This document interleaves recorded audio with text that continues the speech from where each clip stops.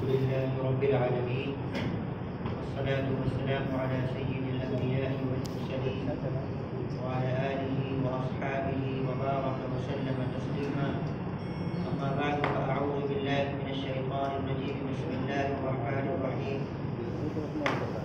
ولكل أمة جعلنا منسكا ليذكروا اسم الله على ما رزقهم من بهيمة الأنعام فإلهكم إله واحد فله أسلموا وبشر المؤمنين. قال النبي صلى الله عليه وآله وسلم: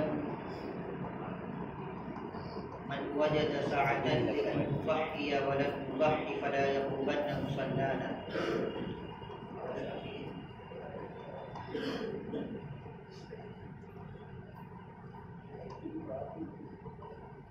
قابل احترام بزرگ دوستو عزیزو،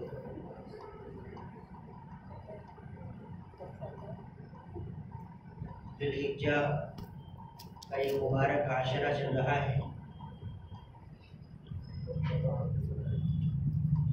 اس مبارک عشرے کے اندر چند بڑے عظیم الشان اعمال، بڑی معتبر شان عبادت حج کی شکل میں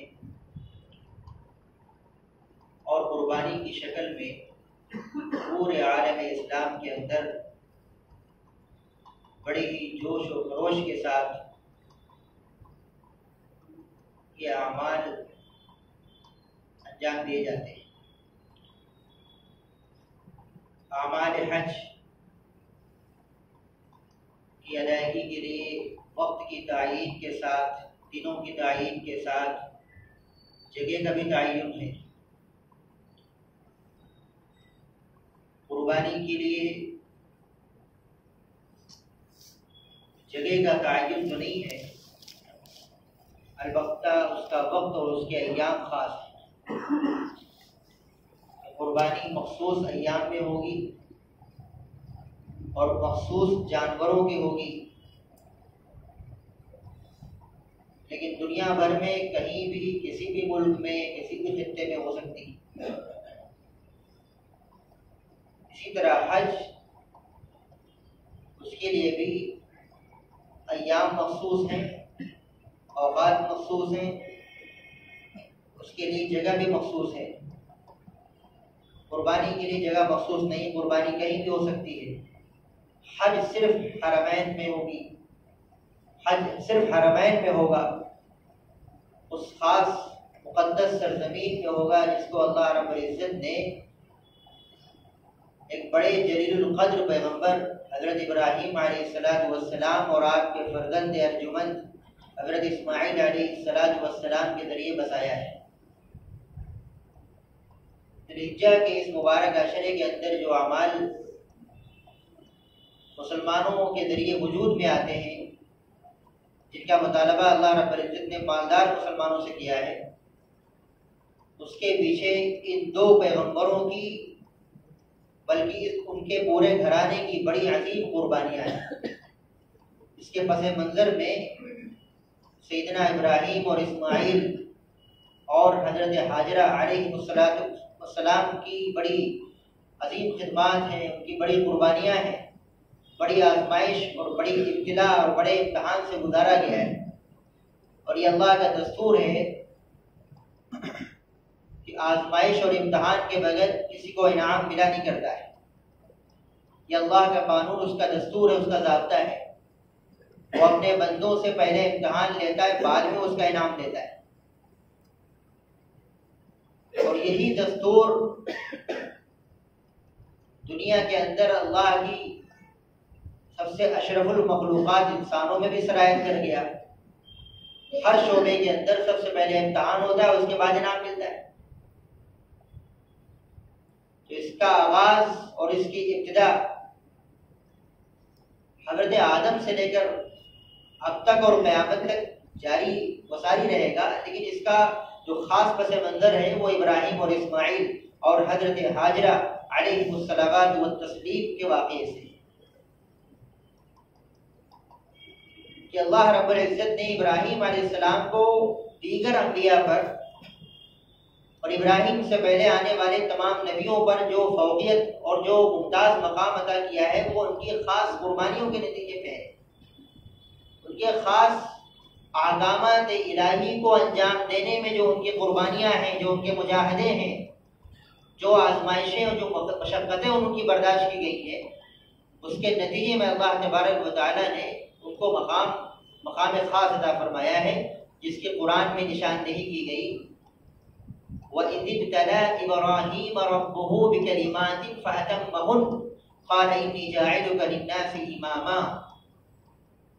اے نبی جی اس وقت کو یاد کیجئے جب ابراہیم کو ان کے پروردگار نے چند احکامات کے ذریعے بڑے زبردست طریقے سے آزمایا، اور آزمائش کوئی معمولی آزمائش نہیں، عام انسانوں کے تصور سے بالا تر ہے وہ آزمائش، عام انسانوں کے تخیل سے کہیں دور ہے وہ ایسی آزمائش، جس آزمائش اور امتحان کے بارے میں خود رب ذوالجلال فرماتا ہے إِنَّ هَذَا لَهُوَ الْبَلَاءُ الْمُبِينُ۔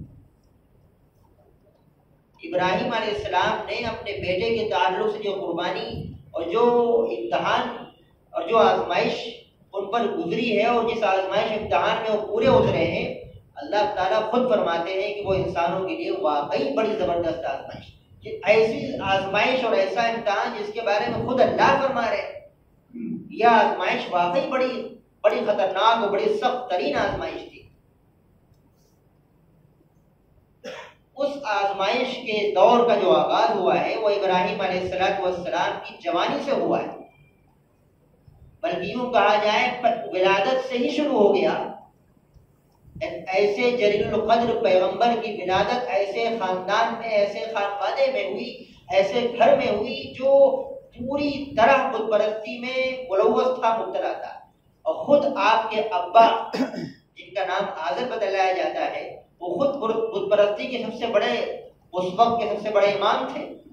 اپنے ہاتھوں سے بتوں کو تراشنا اور بازار میں جا کے بیچنا اور بت پرستی میں سب سے آگے رہنا، یہ ابراہیم علیہ السلام کے خانوادے میں بھی اور آپ کے ابا کے سب سے پہلا معمول تھا۔ بت پرستی کے گھر میں پیدا ہو جانا ایک بڑا امتحان تھا۔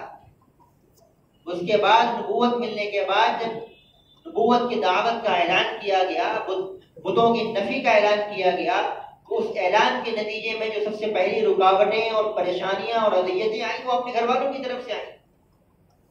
یہ واحد ایسے پیغمبر ہے حضرت محمد مصطفیٰ صلی اللہ علیہ وسلم کے علاوہ جن کی ولادت سے لے کر وفات تک کے آزمائشوں کا دور پورا بھرا پڑا ہے۔ ہر نبی کو آزمائش سے گزارا گیا، ہر رسول کو تکلیفوں سے، مشقتوں سے گزارا گیا، لیکن محمد عربی صلی اللہ علیہ وسلم سے پہلے سب سے زیادہ اذیتیں اور پریشانیاں اور سب سے زیادہ آزمائشیں جن پر گزری وہ ابراہیم علیہ السلام۔ چنانچہ جب آپ علیہ السلام نے نبوت ملنے کے بعد سب سے پہلے کلمہ لا الہ الا اللہ کی اور اللہ کی توحید کا جب اعلان کیا، ابا دشمن ہو گئے، گھر والے دشمن ہو گئے، گھر سے بے گھر کیا گیا، یہاں تک کہ وطن کو چھوڑنے پر مجبور کر دیا گیا اور نمرود کی جلائی ہوئی آگ میں پھینک دیا گیا، اور اس کے بعد جب نکاح ہوا، شادی ہوئی، تو اللہ کی رب العزت کی طرف سے آزمائشوں کا جو دوسرا مرحلہ شروع ہوا وہ اس طرح کہ نکاح کے بعد ایک طویل عرصے تک اللہ پاک نے اولاد سے دور رکھا۔ جوانی گزر گئی، بڑھاپا قریب آ گیا، بڑھاپا آدھا گزر گیا، 86 سال کی عمر ہو گئی، اللہ تبارک و تعالیٰ نے 86 سال کی عمر میں ایک بیٹا عطا فرمایا۔ ہر باپ کو اپنے بیٹے سے ایک فطری اور طبعی لگاؤ ہوتا ہے، ایک فطری محبت ہوتی ہے، لیکن اس باپ کی فطری محبت بڑھ جاتی ہے جس باپ کو بڑھاپے میں بچہ ملا ہوا ہو، یا اس باپ کی فطری محبت اور باپ سے بڑھ جاتی ہے جس کو شادی کے، نکاح کے 10 سال بعد، 20 سال بعد اولاد ملی ہو۔ ابراہیم علیہ السلام کو 86 سال کی عمر میں حضرت اسماعیل علیہ السلام کی شکل میں ایک نیک صالح بیٹا عطا فرمایا، اور اب 86 سال یعنی نکاح کے بعد ایک طویل عرصے تک دعا مانگتے رہے، رب هب لي من الصالحین، اے اللہ، اے باری تعالیٰ مجھے نیک و صالح اولاد عطا فرما۔ اللہ پاک نے ابراہیم علیہ السلام کی دعا قبول فرمائی۔ آپ کے صبر اور استقامت کے نتیجے میں، آپ کے جمع رہنے کے نتیجے میں اللہ پاک نے قرآن کی بشارت سنائی، وبشرناہ بغلام حلیم، ہم نے ابراہیم کو ایک حلیم یعنی بڑا ہی سمجھدار، بڑا ہی بردبار، بڑا ہی ہوشیار، بڑا ہی دانشمند لڑکے کی بشارت سے ہم نے ان کو خوش کر دیا. ہم نے بڑی ہی سمجھدار بیٹے کی ان کو بشارت سنائی. ایسا بیٹا جس کی سمجھداری خود اللہ رب العزت بیان فرما رہے ہیں کہ ابراہیم کو ہم نے جو بیٹا عطا فرمایا وہ عام بیٹوں کی طرح بیٹا نہیں ہے. وہ اپنے بچپنے سے ہی، اپنے پہلے دن سے ہی عام بچوں سے کہیں زیادہ ہونہار، کہیں زیادہ ہوشیار، کہیں زیادہ سمجھدار. یہ اللہ کی طرف سے فطری سمجھداری عطا کی گئی اسماعیل علیہ السلام. بڑھاپے میں بچہ ملنا ایک آزمائش، اور بچے کی ولادت کے کچھ عرصے بعد اللہ تبارک و تعالیٰ کی طرف سے یہ حکم ملنا کہ اب ملک شام سے آپ ہجرت کر کے جائیں. اپنی بیوی اور اپنے بچے کو لے کر، نونہال جو ابھی دودھ پیتا بچہ ہے اس کو ابراہیم علیہ السلام کو حکم ملا کہ آپ بیوی بچے کو لے کر ملک شام سے روانہ ہو جائیں. آپ ملک شام سے روانہ ہو کر ایک ایسے چٹیل میدان اور بے آب و گیا سرزمین کی طرف پہنچے. وہی چٹیل میدان آج مکہ مکرمہ بنا ہوا ہے. مکہ ابراہیم اور اسماعیل اور حاجرہ علیہ السلام نے بنایا، یہ سجایا ہے. مکے کی آبادی آپ علیہ السلام کے ذریعے سے ہوئی. بالکل چٹیل میدان تھا، بالکل صحرا اور ریگستان تھا. ایسی جگہ پر ہجرت کرنے کا حکم ملنا اور ہجرت کے وقت میں اسباب کا اور جو ذرائع ہیں، جو وسائل ہیں اور سامان اس کا مہیا نہ ہونا، یہ اپنے آپ میں ایک بڑی زبردست آزمائش. بہرحال انبیاء علیہ السلام عام انسانوں میں اللہ کے سب سے زیادہ قریب ہوتے ہیں، اور عام انسانوں کے مقابلے میں اذیتوں کو، تکلیفوں کو برداشت کرنے کا مادہ ان کے اندر سب سے زیادہ ہوتا ہے. نونہال بچے اسماعیل اور حضرت حاجرہ کو لے کر چلے، روانہ ہو گئے. بے آب و گیا چٹیل میدان صحرا اور ریگستان میں جب پہنچ گئے، حضرت حاجرہ کو اور اسماعیل علیہ السلام کو جب وہاں چھوڑ دیا، ابھی اتنی دیر بھی اپنی بیوی بچے کے پاس نہیں ٹھہرے کہ ان کو کچھ تسلی دے دے، کچھ دیر بیٹھ کر ان سے کچھ محبت آمیز گفتگو کر لے، کچھ دلداری کر لے. اتنا طویل سفر کر کے آئے ہیں، ادھر چھوڑا ادھر پھر رخصت ہو گئے. علامہ ابن تیمیہ رحمۃ اللہ علیہ لکھتے ہیں واقعی بڑا عجیب واقعہ ہے کہ ادھر بیوی بچوں کو چھوڑا اور چھوڑ کے فوراً پھر سے دوبارہ پلٹ گئے، اپنے سفر کی طرف فوراً لوٹنا شروع کر دیا. کچھ دور نکل گئے، حضرت حاجرہ دیکھ رہی چلے جا رہے واپس ہی نہیں آ رہے. وہ تو سمجھ رہی کہ شاید ہمیں یہاں چھوڑ کر کسی انتظام کے لیے گیا ہوں، اپنے بچے کے کسی انتظام کے لیے، ہمارے رہنے سہنے کے کوئی انتظام کرنے گئے ہوں. دیکھ رہے دور چلے جا رہے، تو پیچھے سے آواز دے کے کہا اے میرے سرتاج آپ کہاں جا رہے؟ آپ مجھے ایسے صحرا اور ریگستان میں بالکل اجنبی علاقہ، نہ کوئی آدم نہ آدم ذات، نہ کوئی آب نہ کوئی دانا، نہ پانی نہ کھانا، کوئی نظر نہیں، آپ ایسی جگہ اپنی بیوی بچوں کو چھوڑ کے جا رہے؟ ابراہیم علیہ السلام نے کوئی جواب نہیں دیا. اللہ کی توحید پر استقامت اور اللہ کے امر پر جمنا، اللہ کے حکم پر عمل کرنا اور تعمیل میں کوئی ذرہ برابر کے لیے تھوڑی دیر کے لیے تردد کا نہ پیدا ہونا، یہ عظیم درس ملا ہے ہمیں حضرت ابراہیم علیہ السلام کے اس واقعے سے. کون ایسا شوہر جس کو ایک فطری لگاؤ نہ ہو اپنی بیوی سے؟ کون ایسا باپ اور وہ باپ جس کو بڑا بھی بچہ ملا ہو؟ آپ اندازہ نہیں کر سکتے کہ اس ایسے باپ کے دل میں بیٹے کے لیے کیا جگہ ہوتی ہے، بیٹے کے لیے کیا محبت ہوتی ہے. لیکن وہ محبت قربان جائے، بیوی کی محبت قربان ہے اللہ رب العزت کی محبت پر اور اللہ کے حکم کو پورا کرنے پر. اگر حاجرہ دیکھ رہی کہ میری بات کا جواب بھی نہیں دے رہے، اتنی سمجھدار بیوی، پیغمبر کی بیوی، بڑی ہوشیار، سمجھدار، دانشمند، دل میں خیال آیا ہو نہ ہو یہ اللہ کی طرف سے کوئی امر ہے، اللہ کی طرف سے کوئی معاملہ ہے، اس لیے ہمیں چھوڑ کے جا رہے ہیں. پھر سے دوبارہ آواز دے کے کہا کیا یہ آپ کے رب کا حکم ہے؟ ابراہیم علیہ السلام نے زبان سے جواب نہیں دیا، اشارے سے سر ہلا کے کہا ہاں یہ میرے رب کا حکم ہے. ایسی اطاعت، اللہ کے حکم پر اس قدر جمنا اور اس انداز سے اطاعت کا اظہار کرنا، یہ ابراہیم علیہ السلام کی ہی شایان نشان تھی. آپ نے سر ہلا کے جواب دیا یہ میرے رب کا حکم ہے. تو قربان جائیں ایسی بیوی پر کیا جواب دیا؟ اذن لا یطیعنا، اگر یہ میرے رب کا حکم ہے، اگر یہ آپ کے پروردگار کا حکم ہے مجھے اس صحرا میں چھوڑ جانے کا، تو مجھے اللہ کی ذات سے پورا بھروسہ، پورا یقین ہے، پھر مجھے اللہ ضائع نہیں کرے گا، مجھے اللہ یہاں بیکار نہیں چھوڑے گا، اللہ مجھے یہاں نقصان نہیں پہنچائے گا. گھر کے اندر ایسی تربیت، ایسا تربیت کے ماحول، اس لیے اپنے گھروں کے اندر پیغمبروں کے واقعات، انبیاء علیہ السلام کے واقعات، ان کے گھرانے کے واقعات پڑھ کر ضرور سنائیں.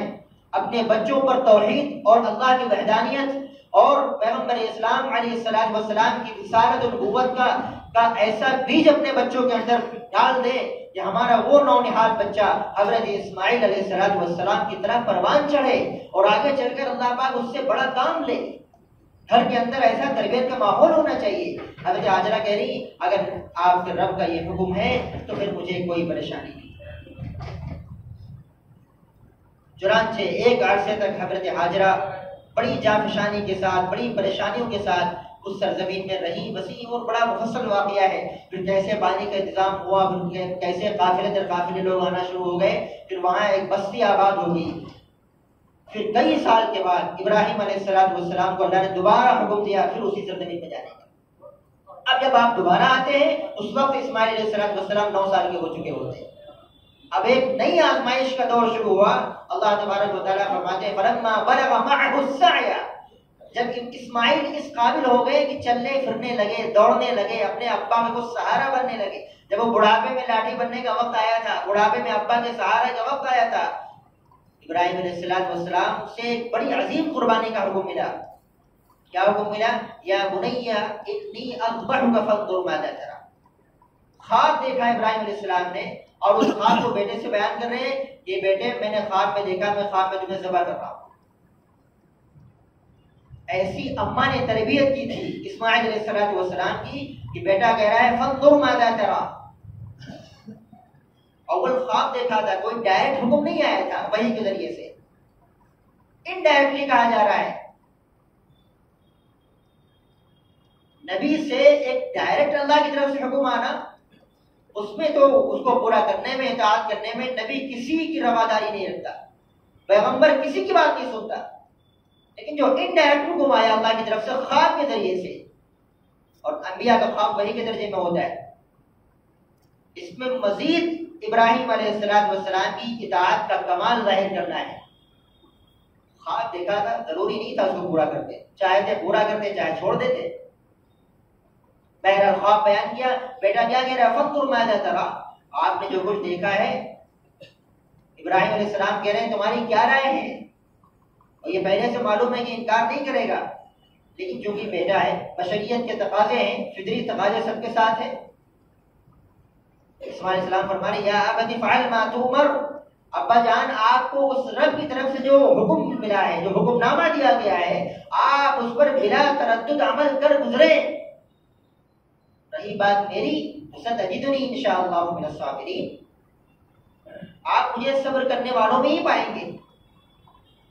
اس میں انتہائی درجے کا تواضع ہے اس جملے کے اندر، انتہائی درجے کی عاجزی کی ساری چھپی ہوئی ہے. یہ نہیں کہا بڑے ٹھیٹ انداز میں ہاں کر گزریے ہم صبر کر لیں گے. صبر کرنا اور جمع رہنا یہ بھی اللہ کے امر کی وجہ سے ہے، اللہ کی توفیق سے ہے. اتنا تواضع بڑا جملہ ہے کہ جس طرح اور بھی اللہ کے نیک بندے تواضع کرنے والے ہیں، صبر کرنے والے ہیں، انشاءاللہ آپ بھی مجھے انہی میں سے پائیں گے، صبر کرنے والوں میں سے ہی پائیں گے.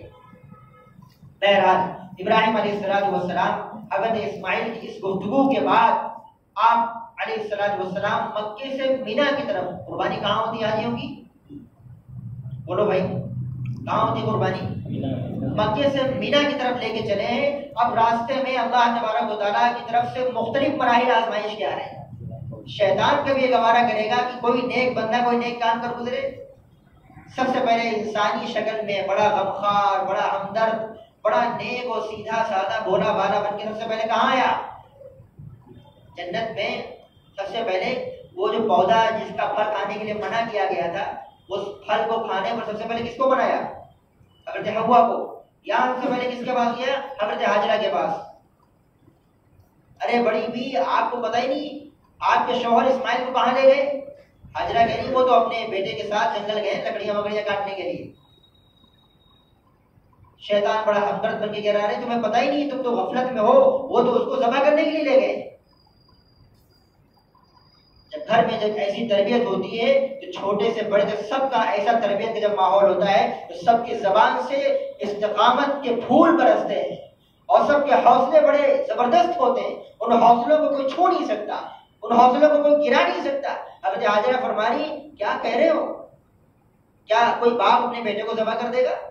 کہا ہاں, وہ یہ کہہ رہے ہیں کہ ایسا کرنے کا حکم مجھے اللہ نے دیا ہے. حضرت ہاجرہ نے فرمایا اگر اللہ نے ایسا حکم ان کو دیا ہے تو ان کو ایسا کرنا بھی چاہیے, ان کو ایسا ہی کرنا چاہیے. قربان جائیں ایسی ماں پر جس ماں کا تعلق اللہ سے کس درجے ہے, اپنی اولاد جو اس عمر میں ملی ہے اس کو قربان کرنے کی جب بات سنی تو فوراً اللہ کی طرف رجوع. اللہ کی محبت پر بیٹے کی محبت نشاور ہے. اگر ان کو اللہ کی طرف سے ایسا حکم ملا ہے تو ان کو ایسا ہی کرنا چاہیے. شیطان مایوس ہو کے دل ملا کے بھاگا وہاں سے. اب راستے میں آیا حضرت ابراہیم علیہ السلام کے پاس. پیغمبر کے بعد جب شیطان آتا ہے, پیغمبر کو اللہ پاک نے وہ سمجھداری عطا فرمائی کہ پیغمبر علیہ السلام کو پہلے پتہ چل گیا. آپ نے فوراً اس کو تاڑ لیا اور اس کو لاہور کر کے اس کو بھگایا. کچھ اور آگے چلے, دیکھا ایک بہت بڑا جثہ, انسانی ڈھانچہ, بہت بڑا جثہ بنا ہوا, راستہ روک لیا. ابراہیم علیہ السلام کے ساتھ میں ایک فرشتہ, اس فرشتے نے کہا ابراہیم آپ کنکری ماری اس کو, کلمہ پڑھ کے اس کو آپ کنکری ماری, اللہ اکبر کہہ کے اس کو کنکری ماری, بھاگ جائے گا نہیں. جبر عقبہ میں جب ابراہیم علیہ السلام پہنچے ہیں, وہ جب شیطان جب جثے کی شکل میں نظر آیا, پورا راستہ پھیر لیا, آپ نے اللہ اکبر کہہ کر وہ 7 کنکریاں اس پر ماری, وہ بھاگ گیا. پھر آپ آگے پہنچے جمر عقبہ وسطیٰ کے اوپر, وہاں پھر وہی شکل, پھر سے راستہ گھیر لیا, آپ نے پھر وہ 7 کنکریاں ہاتھ میں لی اور اللہ اکبر کہہ کے مارا, پھر چلا گیا. پھر جمر عقبہ اولا پہ پہنچے جب آپ ابراہیم علیہ السلام, پھر سے وہ شیطان نمودار ہوا, آپ نے وہ پھر 7 مرتبہ کنکریاں لی اور پھر آپ نے اس کے اوپر مارا, وہ بھاگ گیا, غائب ہو گیا. اسی کو کہتے ہیں رمی جمار. یہ حاجی کے لیے ضروری ہے یہ عمل. شیطان کو کنکریاں حج میں ماری جاتی 3 مرتبہ, 7 کنکریاں ابراہیم علیہ السلام نے اس فرشتے کی بتائی ہوئی بات پر جب اس کو مارا, وہ شیطان غائب ہو گیا. بہرحال آپ جب پہنچ چکے قربان گاہ کے اندر, قربان گاہ کے اندر جب پہنچے, حضرت اسماعیل علیہ السلام کو آپ نے چت لٹا دیا, اور لٹانے کے بعد جب آپ نے چھری چلائی ہے, ایک نبی کے اندر عام انسانوں سے 40 گنا طاقت زیادہ ہوتی ہے. پوری قوت کے ساتھ, پوری طاقت کے ساتھ سیدنا ابراہیم علیہ السلام نے اسماعیل کی گردن پہ چھری چلائی. ادھر چھری چلی ہے, ادھر سے آواز آئی ہے. اللہ پاک نے خود ہی پکار کے کہا وَنَادَيْنَاهُ أَن يَا إِبْرَاهِيمُ, ہم نے آواز دی ابراہیم کو کہ اے ابراہیم قد صدقت الرؤيا, تمہیں جو خواب دکھلایا گیا تھا تم نے اپنا خواب سچ کر دکھلایا. اسماعیل کو ذبح کرانا مقصود نہیں تھا. اسماعیل کی محبت جو دل کے اندر پروان چڑھ رہی تھی, اس محبت کا امتحان تھا کہ آیا وہ محبت ابراہیم کے دل میں زیادہ ہے یا میری محبت دل میں زیادہ ہے. اس محبت کا امتحان تھا, اس محبت کا ٹیسٹ لیا جا رہا تھا. قد صدقت الرؤيا, تم نے وہ خواب سچ کر دکھایا. واقعی تم میرے سچے دوست ہو, اور جس دوستی کو اللہ تعالیٰ نے قرآن میں خلیل کہہ کے کہا, خلیل کہہ کے اس کو لقب دیا ہے. اللہ پاک نے اس عظیم قربانی کے نتیجے میں ابراہیم علیہ السلام کے لیے جو وعدہ کیا تھا, لوگوں کے لیے پیشوا اور امام بنایا, اور آپ علیہ السلام کو خلیل کا لقب عطا فرمایا, اپنا جگری دوست بنایا, اور جنت سے جبریل کے ذریعے سے ایک میڈا, ایک دمبا بھیجا, اور دمبے کی قربانی کو اسماعیل علیہ السلام کی جان کا فدیہ قرار دیا گیا. اور اس عمل کو اللہ نے اتنا پسند فرمایا کہ قیامت تک آنے والے تمام انسانوں کے لیے, امت محمدیہ کے ہر صاحب نصاب پر اس کو سنت قرار دیا, عملاً اس کو واجب قرار دیا ہے. تو یہ قربانی جو اس سال ہم اور آپ کرنے والے ہیں, اس قربانی کو اسی انداز سے کریں اور اس پورے واقعے کو سامنے رکھیں. اس واقعے کی تناظر میں اپنے جانور کو خریدیں, اس میں بھی سب سے بہتر جو جانور وہ خریدا جائے. بہتر سے مطلب مہنگا نہیں, اچھے سے اچھا جانور خریدیں اور اس کو اس نیت سے قربان کریں کہ اللہ اور اس کے رسول صلی اللہ علیہ وسلم کی رضامندی مطلوب و مقصود ہو. اس میں کوئی ریا, کوئی دکھلاوا, کوئی شہرت, کوئی گوشت کھانا مقصود نہ ہو. اللہ تعالیٰ کو نہ اس کا خون پہنچتا ہے نہ گوشت پہنچتا ہے, پہنچتا صرف اس کو دل کا تقویٰ ہے. اگر ہم نے سچی نیت سے کیا ہے تو یہ قربانی اللہ کی بارگاہ میں مقبول ہو کر ہمارے لیے دنیا اور آخرت میں بڑی خیر کا ذریعہ بنے گی. تو حدیث میں اللہ کے نبی علیہ السلام نے فرمایا, قربانی کے جانور کو جب ذبح کیا جاتا ہے, جیسے اس کے خون کا پہلا قطرہ گرتا ہے, وہ گرتا ہی اللہ کے یہاں مقبول ہو جاتا ہے. قربانی کرنے والے کی قربانی قبول ہو جاتی ہے، اس کے سارے گناہ معاف کر دیے جاتے ہیں، اور قیامت کے دن اس کے مومن کے ترازو جو اعمال کا ترازو ہوگا، اس اعمال کے ترازو میں یہ قربانی کا جانور اپنے خرو کے ساتھ، اپنے خون کے ساتھ، اپنے بالوں کے ساتھ میزان عمل کے اندر رکھ دیا جائے گا، اور اس کے ترازو جو اعمال والا ترازو اس کو بڑھا دے گا۔ ایک طرف یہ فضیلت سنائی ہے، دوسری طرف وعید بھی سنائی ہے۔ آپ علیہ السلام نے فرمایا جو صاحب حیثیت ہونے کے باوجود، جو صاحب قدرت ہونے کے باوجود، صاحب مال ہونے کے باوجود قربانی نہ کرے، اللہ کے نبی علیہ السلام نے بڑی سخت ناراضگی کا اظہار کیا ہے۔ آپ نے فرمایا جو قربانی کی طاقت رکھنے کے باوجود قربانی نہ کرے وہ پھر میری عیدگاہ کے قریب بھی نہ آئے۔ من وجد ساعة لأن يضحي فلم يضحي فلا يقربن مصلانا، جو قربانی کرنے کی طاقت رکھتا ہے پھر بھی قربانی نہیں کرتا، اس کو چاہیے میری عیدگاہ کے قریب بھی نہ بڑھ کے ہو۔ یہ خوشی تو قربانی کے نتیجے میں ملی ہے۔ اس لیے جتنے بھی صاحب نصاب ہیں، گھر کے اندر جتنے صاحب نصاب ہیں، ہر شخص اپنی علیحدہ قربانی کرے۔ وقت کم ہو گیا، صاحب نصاب ہونے کے لیے 52.5 تولہ چاندی، کم سے کم 7.5 تولہ سونا، یا جتنے کی اس کی مالیت ہوتی ہے اتنا، اگر کیش، اتنا سامان تجارت، اپنی ضرورت سے زائد سامان کسی کے پاس موجود ہے تو اس پر قربانی واجب ہے۔ گھر کے اندر تمام افراد ہیں، 5 لوگ ہیں، 6 لوگ ہیں، سب کے پاس اتنا مال ہے، سب کے پاس اتنی مالیت کا کوئی نہ کوئی سامان موجود ہے، سب پر قربانی واجب ہے۔ اور قربانی کے لیے 3 ایام ہیں، 10، 11، 12، یہ متفق علیہ علماء اہل سنت والجماعت کا موقف، یہ 3 دن قربانی کے ہیں۔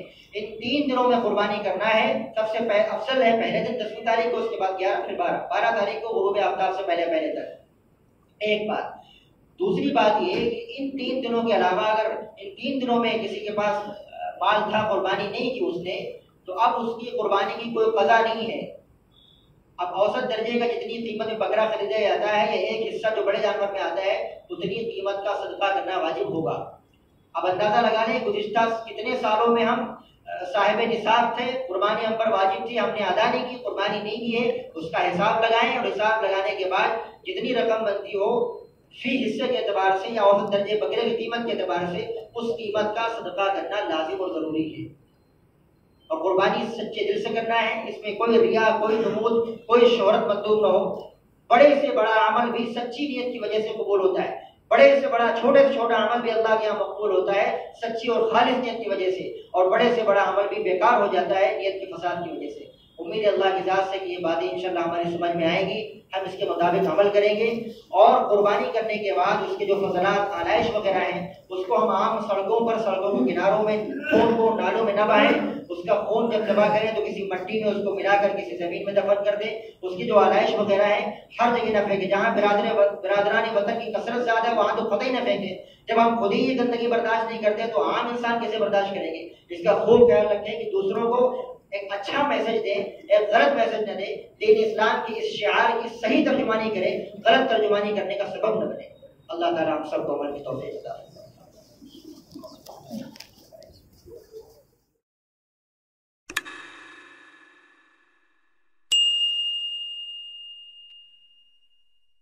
بسم اللہ الرحمن الرحیم۔